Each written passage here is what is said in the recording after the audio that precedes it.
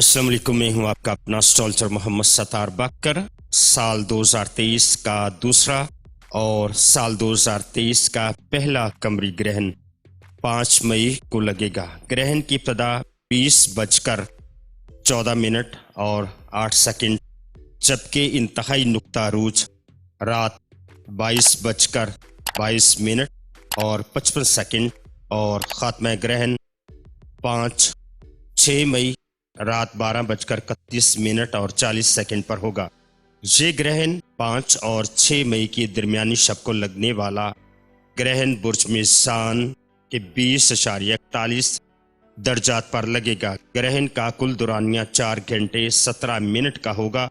पाकिस्तान में नजर आने के अलावा दीगर एशियाई ममालिक Australia, Indonesia, Malaysia, Thailand, Vietnam, India, Bangladesh, Nepal, Bhutan, अरब अमारात, ईरान, इराक, यूरोप, चाइना, रूस, अफ्रीका और अंटार्कटिका में भी देखा जा सकेगा।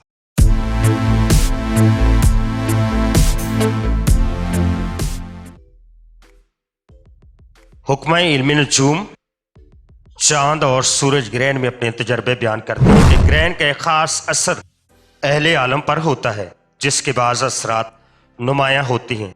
जिन औरतों के यहाँ औलाद होने वाली हो वो ग्रहण के वक्त बहुत एहतियात करें। बाज़ बच्चे जो माँ के पेट से नाकस, मसलन लंगड़े, अंधे, होंठ कटे या गूंगे बहरे वगैरह पैदा होते हैं, वो सब ग्रहण के असर से मुतासर हुए होते हैं।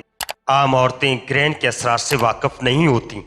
जिन औरतों की औलाद पैदा होने वाली हो ग्रहण के वक्त बड़े आराम से हाथ पांव सीधे करके लेटे रहें और ख्यालात नहायत पाकीज़ा रखें। ये याद रखें कि ग्रहण के वक्त जो ख्यालात माँ के होंगे औलाद के भी वैसे ही ख्यालात होंगे। अगर औरत पढ़ी लिखी हो तो ग्रहण के वक्त लेट कर मजहबी या आलमाना और जुर्रत व हिम्मत वाली बातों की किताबें पढ़ती रहे। अगर हामला औरत इस वक्त कदम में बैठी हो तो बच्चे के पाँव टेढ़े होंगे।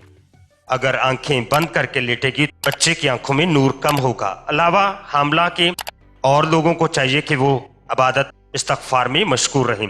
मुसलमान अपनी मोहल्ला की मस्जिद में नमाज कसूफ या खसूफ अदा करें।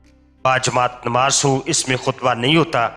इस वक्त हर शख्स हस्बे तौफीक सदका खैरात करे। ये वक्त शायद नहीं होता।